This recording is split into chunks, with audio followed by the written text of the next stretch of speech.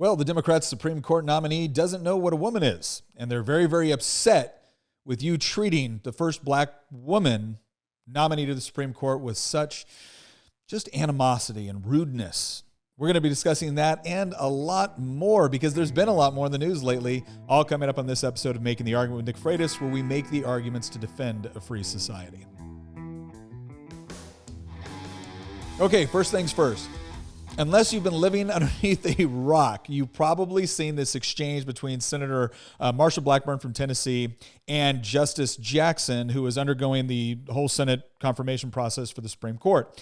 And she was asked, can you define what a woman is? And her response was interesting because she didn't just say yes and provide a definition. She didn't just say no. She said, no, I'm not a biologist. Now, the reason why so many of us picked up on this is, wow, that's an interesting response. It was not just simply because you don't need to be a biologist in order to differentiate between a man or a woman. It was this idea that in her non-answer, she actually suggested that biology has something to do with womanhood. And for a lot of us that have been treated like we're horrible, ignorant bigots for suggesting something similar over the last several years, that was interesting. And it was so interesting that, like for instance, I went out and I did a video on this. I actually had the video taken down as a violation of community standards. And all I did was repeat what the Supreme Court nominee said and asked if she was assuming that biology had something to do with womanhood. And they took it down as a violation of community standards. Now, there's been a lot of people, to include some libertarians that I like a great deal, that have come out and like hammered Ted Cruz and Senator Blackburn and others like, this is a ridiculous line of questioning. Why are you even bothering with this, et cetera? Here is why. Like, honestly, if you're watching this and you're, a Democrat that's willing to listen to a conservative, or you're a libertarian that thinks that all this is ridiculous, let me explain why this is so important to so many of us. It's not just the question of like, what is the definition of a woman, right? This isn't some like pathetic gotcha question designed to make someone look foolish. This was asked because more and more we are finding ourselves in this interesting situation where the law is having to answer this question. And the law, there are certain distinctions within the law that we all used to understand that now all of a sudden are becoming a little bit clouded, that now we don't quite understand. And for a Supreme Court nominee who's going to be ruling on these issues, for a Supreme Court nominee that was selected in part because she's a woman, for a Supreme Court nominee who herself sees herself as an advocate for women's rights, not being able to tell us what a woman is in an era where the objectivity or the objective standards that we used to use to distinguish these things don't seem to be relevant to a lot of people anymore. That's actually a pertinent question, and not just to this issue. It's really a pertinent question with respect to what is your commitment to observable, objective reality? Because if you can't answer this question, but then you can simultaneously go out and write all these papers about, women breaking glass ceilings, or about breaking down various barriers within business or academia or the law or the Supreme Court, but then you can't tell us what it is you're actually talking about, that's problematic. And we see this as being problematic not just within this particular issue of a Supreme Court nominee. We see it being problematic as a whole host of other issues. And one of the biggest ones that have come up lately has to do with what we teach our kids in school. So I'm going to read off some things for you here real quick because I found this interesting. And this came from, it was in Illinois. And Illinois Education Standards says grades K through 12 should learn about gender identity, and gender stereotypes. This is kindergarten to second grade. Grades 3 through 5 should learn about masturbation, puberty blockers, and trans children. Now, if you're going to insist, as the left does, that we have to not only teach sex education in school to, kids hitting puberty, but we got to start as early as kindergarten, talking about issues of gender, but you can't tell me what a woman is, that seems a little suspicious to me. When you're telling me that I need a government teacher or official or administrator or whoever it's going to be under this guidelines to teach a third grader about masturbation, yeah, I'm going to get a little suspicious about that. So this issue is not just a silly little gotcha question about what is a woman. It is fundamental to a number of things that are currently going on in society, not just with respect to the whole idea of gender or sex, but with the whole idea of objective reality. And is there such a thing as truth? And the reason why this is so important is because there's this selective relativism that I see coming from the left all of the time, where they want to treat something like, well, this is just a social construct, so we can remake it however we want. Really? Because when you remake it in a way that people disagree with, you seem to get pretty upset with those people. Not to mention the fact that you want legal force to go behind a lot of these decisions. That's one of the things so many on the conservative side are actually worried about. It's not so much whether or not you as an individual want to educate your child a certain way, or you as an individual want to identify a certain way. With the vast majority of conservatives, we do not believe that the government should come in and punish you or reward you either way for what you do. Right? Just live your life, don't infringe on the liberties of someone else, and we're good. But that's not good enough for the left. They do want special legal protections. They do want special legal considerations. They do want special legal set-asides. That's why we have things like women-owned small business set-asides. That's why we have certain economic carve-outs for women. That's why we have a Women's History Month. But then when you want to come back and say, well, but that's all arbitrary, that somebody else can simply identify a certain way, and now the legal question for a lot of us, and what will affect the Supreme Court justice, does that mean a man who wakes up tomorrow and says, you know what, I'm a woman and I'm going to apply for that women-owned small business set-aside? Can they or can they not? Are they disqualified for not being a woman? Because if you don't know the answer to that question, I'm going to assume they can do it. Can they compete in the NCAA? Can they? Does this affect Title X funding? Now, there's a lot of people on the libertarian side that will come back and say, well, no, Nick, the real problem is that we have any of these programs. We don't need to be making these economic set-asides. You know what? I'm sympathetic to that argument. You know who's not sympathetic to that argument? Justice Jackson. She's not. And the reason I know this is because I sat on the House floor, House of Delegates floor, and in the same year where Democrats were getting up and talking about how we had to pass the Equal Rights Amendment, and how anybody that didn't want to pass the Equal Rights Amendment was essentially a closet sexist. Well, what the Equal Rights Amendment said is that you can't really make any distinction based off of sex within the law. And we had some concerns about it, like, okay, what does this mean for things like the draft? What does it mean for like women's only, public universities that take government funding? What does it mean for some? These were legitimate questions that we asked, and we pretty much got ignored, or we got told that those aren't real issues. No, really what it is you're a sexist.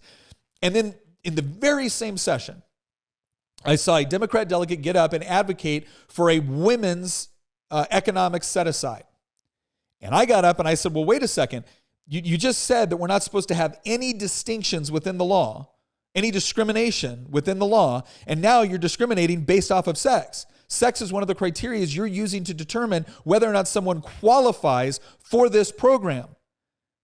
And not only are you saying out of one side of your mouth that a woman is whatever someone identifies as it is, out of the other side of your mouth, you're saying that we shouldn't have any sort of discrimination or distinction within the law between men and women. And then over here, you're saying that now we have to have that sort of distinction or discrimination, and you can't even tell me who properly qualifies for it. So to my libertarian friends, some of which who are tearing apart Republicans on Twitter right now, was this a legitimate question? Yes, it is. Because as much as we might like to live in a world where we say, you know what, we're not going to have these little economic set-asides. We're going to let everyone compete in a free and open marketplace. That's not what exists. And so I'm sorry. I want to know if a Supreme Court justice who's, again, going around talking about women's issues, women's rights, and things like that, I want to know if she can actually define the term so that that word has some sort of meaning. Because what gives words meaning is an objective interpretation of those terms. Otherwise, it's impossible to have a conversation. Language becomes impossible if the words can mean anything to anyone at any given time, and it has equal validity across the board. Seriously, when we talk about these issues, all of it, the reason why language works is because we have an understanding that certain words mean certain things. And the left is increasingly telling us that, well, it doesn't mean those things. Okay, great. What does it mean? Well, we don't know. What do you mean you don't know? You're going to pass laws punishing people for doing things. That's what I mean when I say the selective relativism. They want to treat it like it's all relative.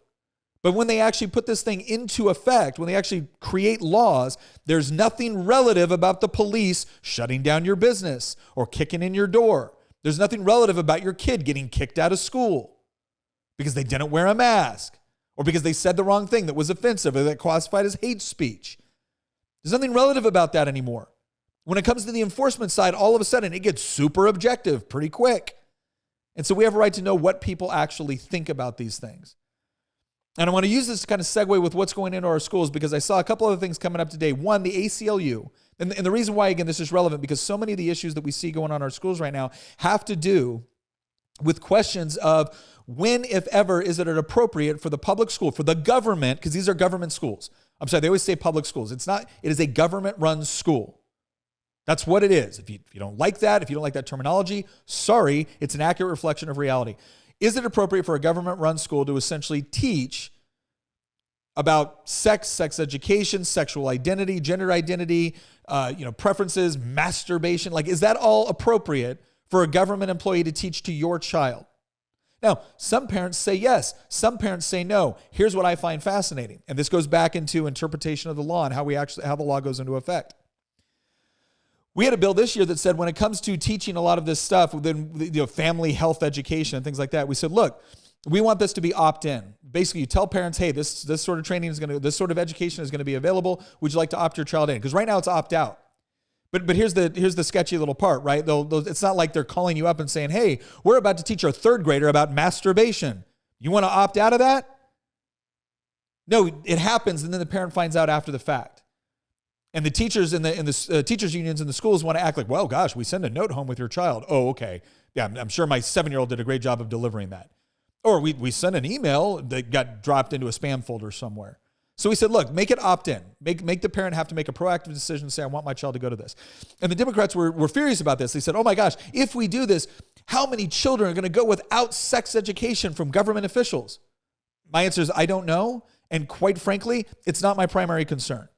My primary concern is when I see more government institutions taking over roles that really belong to parents. I brought this point up, and I literally had a leftist come on Twitter and say, yeah, we should go back to the old days where kids learned about sex on the streets. And my response was, well, I'm sorry your kid learned about sex on the streets. Mine certainly didn't. Maybe you should rethink your parenting. But that really is the mentality. It's this idea that, well, gosh, if the government isn't coming in and teaching your third grader about masturbation, who will? I don't know. Maybe nobody to a third grader, because we're more concerned about them being able to accomplish simple math and, I don't know, developing macaroni art. Maybe that's not an appropriate age to have an in-depth discussion with your child about gender identity and masturbation. But nope, Democrats are adamant about it. And then they want to treat us. They want to treat the parents. They want to treat the conservatives. They want to treat just moderates. They want to treat center-left moderates as if we're all crazy people, because we don't think that sort of behavior is appropriate. And let me illustrate this point a little bit harder, if that's not already hard enough. I want to really hammer home on this. So there was a parent in Georgia who was upset about some of the content that was in the school library. And so what did this parent do? This parent went to a school board meeting and started to read from the book. And they got mad at her because what she was doing and saying was inappropriate. Keep in mind, same sort of school board that thinks that all these books should be in the school library, that should be in your AP classes, that should be a part, and also don't believe that parents should get notification that this is going into their kids' curriculum. Also don't believe that the parent should be able to opt out if they have a problem with that particular assignment. And the reason I know this is because we had this battle here in Virginia, and every single Democrat, if I remember correctly, voted against it. Voted against parental notification and giving the parents the ability to opt into a different like class or assignment. And there's a response was well, you guys want to ban books. Like, we didn't ban a single book. We said that if you have sexually explicit material within the book, that you should give parents notification of that. And if the parents are not comfortable with it, you should be able to give the parent an alternative, or the student an alternative assignment. Like, well, this is going to be essentially banning certain books because parents don't, or teachers don't want to deal with that. Oh my gosh, the horror, the absolute horror that we might have to come up with a reading assignment that doesn't include pornographic material. Oh my gosh, how horrible.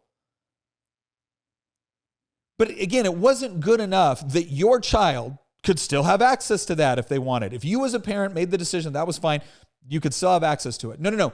Everyone's child had to go through that assignment. Everyone's child. This is not a question of choice. This is not a question of options. This is not a question of getting a good, robust, well-rounded education. This is not a question of teaching hard history. It's none of that.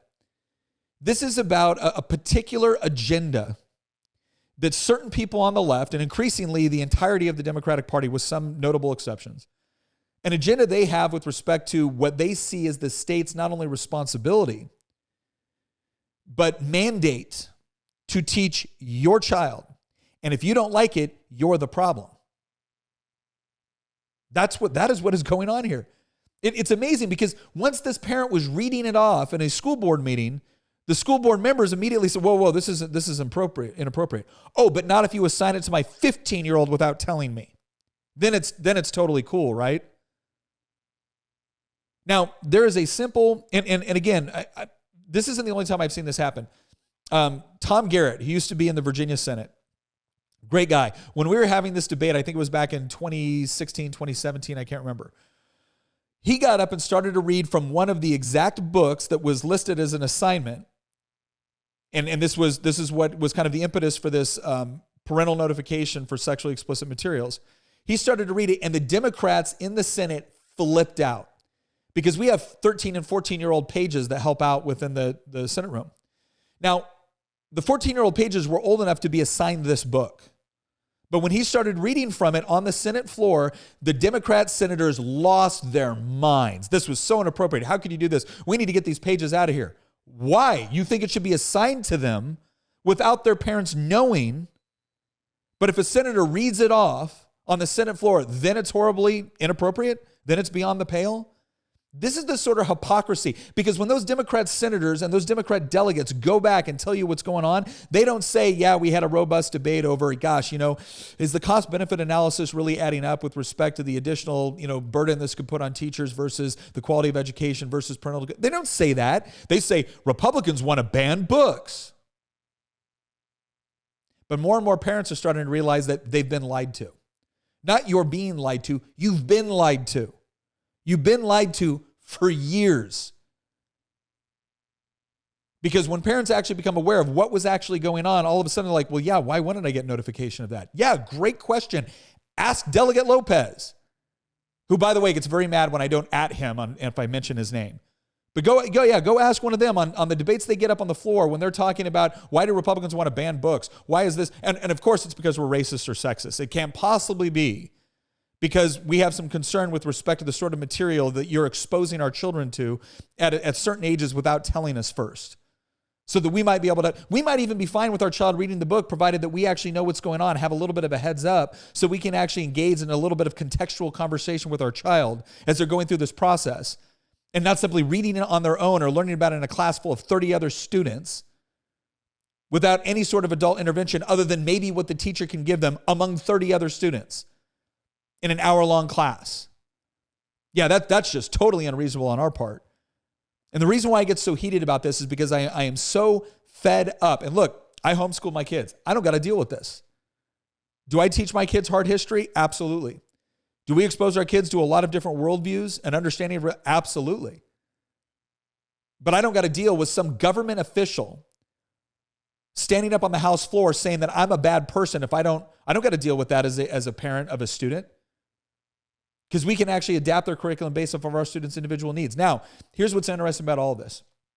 If you're watching this right now and you're left of center and you're thinking, okay, Nick, I understand where you're frustrated about, but I also understand the Democrats' point that this could create an environment where there's a whole list of literature that will no longer be included, not because it's pornographic, but because it falls into some of these criteria of sexually explicit material.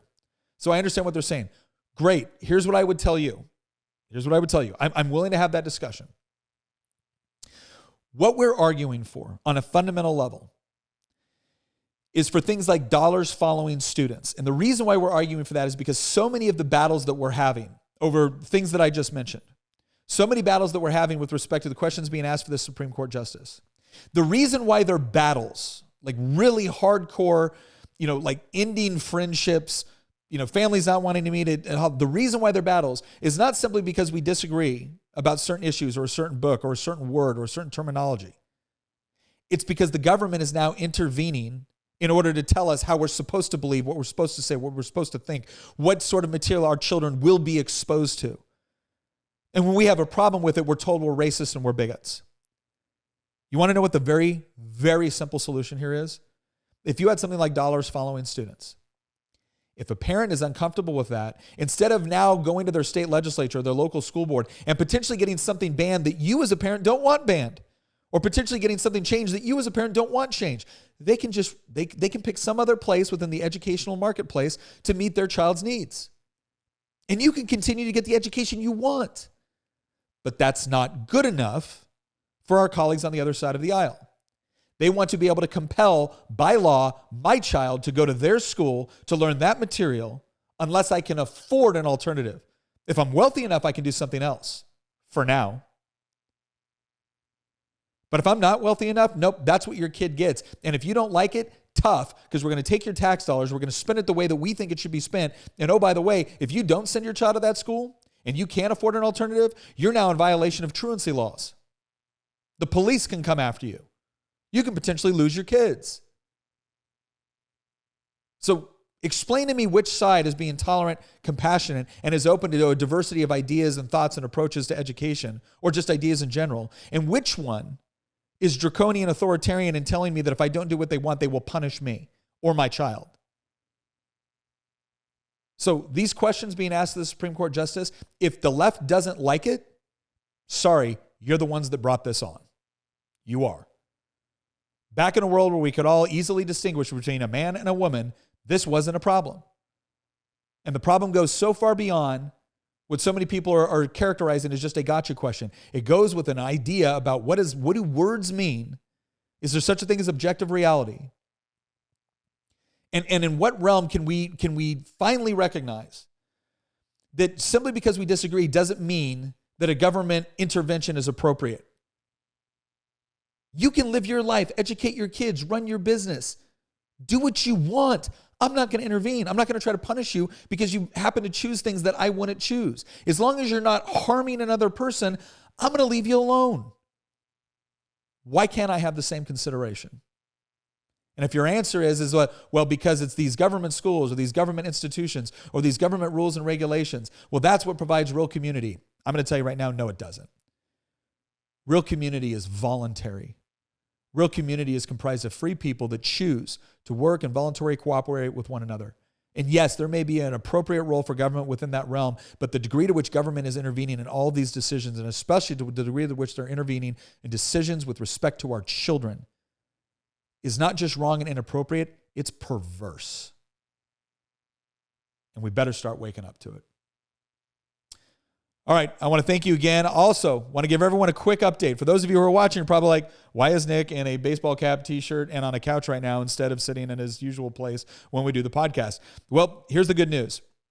We have given a lot of thought between the feedback that we've gotten, between the discussions that we've had, and really what this comes down to is we want to make sure that we're providing you the best product possible. We want this to be something that you look forward to every time that we do it. That you know that when you turn in, you're going to get updates on what's going on with the news. You're going to hear good and solid argumentation that you can use within your own life on the issues that you're facing throughout the day, when you go to work, when you raise your kids, when you engage with politics. We want to make sure we're delivering on that. Part of what we're doing is we're actually revamping our entire studio. So you see the new mics. We're trying to give you better sound quality. Our producer, Nick Hamilton, is really excited about the new lighting we got. Apparently it takes really, it takes high quality lights to make me look good. And we got some of those, so we're pulling all this in. But the most important thing is we're actually bringing in some other guests, some commentators, some regular guests. And we're going to have much more of a conversational atmosphere. We want you to be a part of that conversation. We want you to feel like you're a part of that conversation. And we're going to do more to actually integrate you into that conversation. So all that's coming up. So for the next week or so, you're probably going to see me on the couch with the mic doing this while we get that stew. But come April, April's our first week in April is when we're really trying to get up there and make sure we have everything ready to go. That's where you're going to be able to see and hear the first podcast that we do in the new studio. We're really excited about this, really excited about the new hosts that we're going to have coming on. So make sure you tune in for that. Once again, I'm Nick Freitas from Making the Argument. Thank you for joining us. We'll see you next episode.